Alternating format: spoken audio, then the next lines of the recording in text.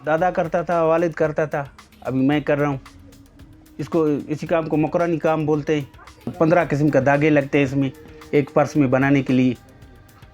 हाथ का काम है सर, मुख्तलिफ़ चीज़ें सर इसमें बनती है। टिश्यू का डब्बा बनता है, लेडीज़ पर्स बनता है, फ़ोटो फ्रेम बनता है सर, वॉलेट बनता है, कीचेन बहुत किस्म के बनते हैं।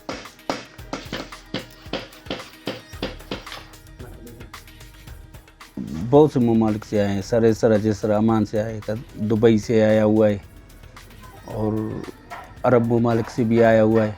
ज़्यादातर हम लोगों को अरब ममालिक से आर्डर आते हैं। वो लोग इसी काम को बहुत पसंद करते हैं और बहुत आर्डर आता है। इसलिए सर ये हाथ का काम है, उधरी तो और इसको चाहते हैं।